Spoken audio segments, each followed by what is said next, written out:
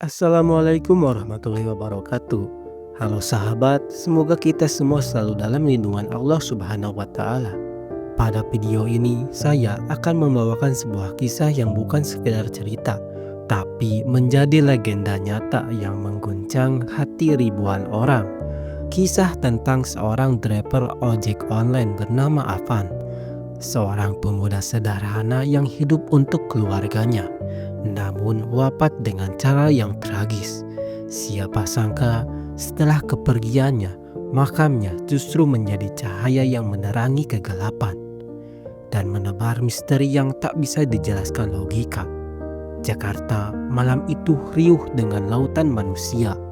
Jalanan penuh dengan ribuan driver berjaket hijau. Motor-motor berjajar rapi sepanjang aspal.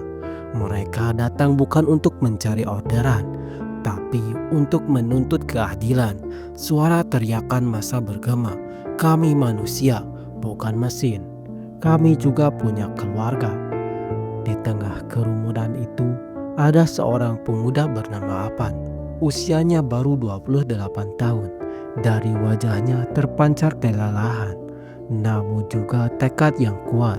Sebelum berangkat ke Jakarta, ia sempat berpamitan kepada ibunya. Tangannya menggenggam tangan sang ibu erat-erat. Ia sempat berpamitan kepada ibunya. "Bu, doakan Apan ya. Aku berjuang bukan hanya untuk diriku sendiri, tapi untuk semua teman-teman dan untuk ibu juga." Sang ibu hanya bisa menangis. Ia memeluk anaknya dengan penuh kekhawatiran. "Nak, jangan terlalu depan. Jangan nekat. Ibu hanya ingin kau pulang dengan selamat." Namun, janji itu rupanya menjadi perpisahan terakhir yang tak pernah disadari keduanya. Di tengah aksi, aparat sudah berjaga dengan brigade panjang. Kendaraan taktis berjajar. Gas air mata meluncur ke udara. Asap putih mengepul, menusuk mata dan dada. Teriakan massa bercampur dengan batuk dan jeritan. Apan berlari menolong seorang rekannya yang jatuh pingsan. Tapi dari arah belakang, suara raungan mesin baja mendekat cepat.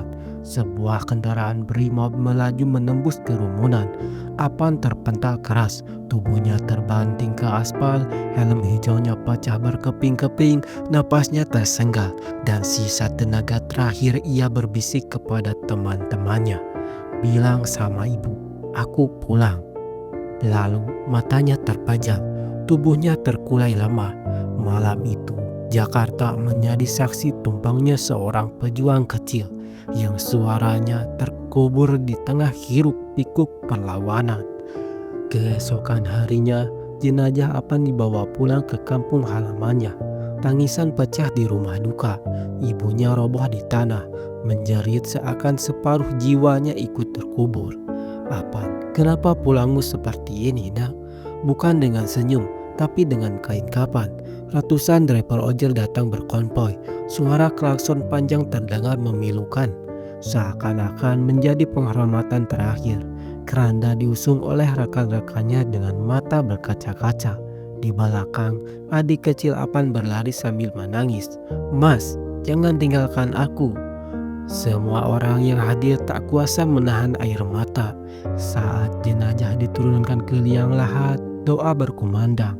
Ibunya menatap langit sambil berdoa lirih, "Ya Allah, kalau memang Engkau ambil anakku, muliakanlah dia. Jangan biarkan dia sendirian di tanah ini."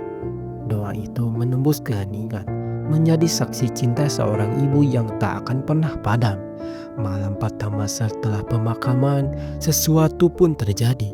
Penjaga makam, Pak Wito, melihat cahaya samar dari pusaran Afan.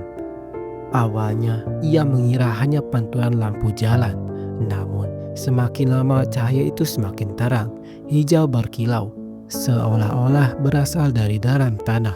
Samar-samar terdengar suara mesin motor. Pak Wito gemetar. Ia berlari ke kampung sambil berteriak, "Warga, makam Apan bersinar." Astagfirullah. Warga datang, mereka menyaksikan sendiri gundukan tanah itu bercahaya. Ada yang menangis, ada yang ketakutan, ada yang langsung sujud berdoa. Video amatir direkam, lalu diunggah ke media sosial. Hanya dalam hitungan jam, video itu viral. Tagar makam ojol bersinar menduduki trending nomor 1.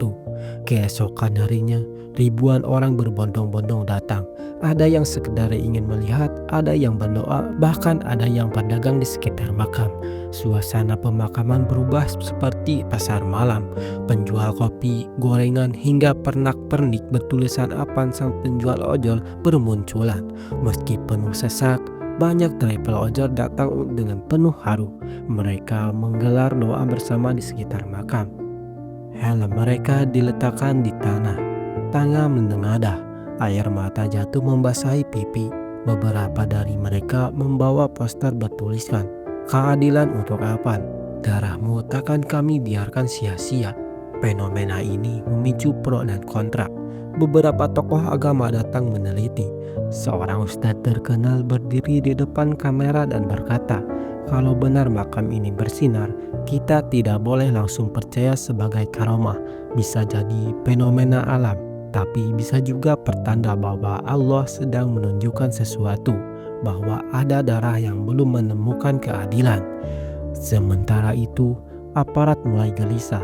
Kantor kepolisian setempat mendapatkan tekanan besar. Ada desakan dari masyarakat agar kasus ini dibuka terang-terang. Namun, di rapat internal terdengar instruksi tegas, jangan sampai fenomena makam bersinar ini memperkeruh keadaan. Kendalikan narasi di media sosial, jangan biarkan jadi alat perlawanan massa. Tapi kenyataan berkata sebaliknya. Setiap usaha menutup-nutupi justru membuat cerita ini semakin meledak.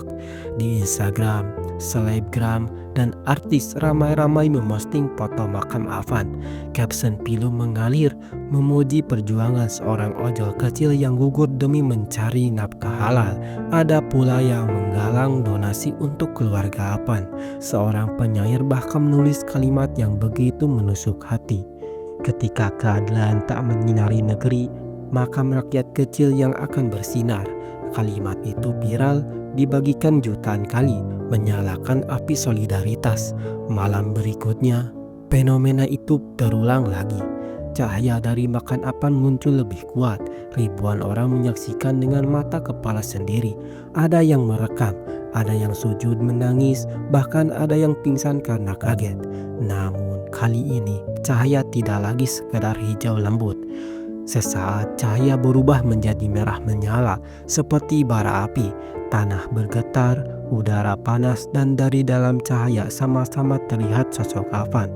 Jaket ojol masih melekat di tubuhnya, helm di tangan, wajah pucat, bibirnya berbisik lirih, "Jangan takut, teruskan perjuangan. Jangan biarkan darah ini sia-sia." Sekejap kemudian cahaya merah itu meledak ke langit. Lampu padam, ribuan orang yang menyaksikan berteriak histeris. Keesokan paginya, warga menemukan sesuatu yang aneh. Di atas makam tergeletak sebuah helm hijau yang utuh.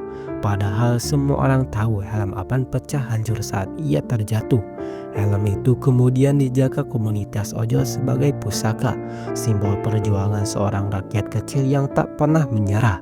Semenjak hari itu, nama Apan bukan lagi sekedar nama, ia menjadi legenda.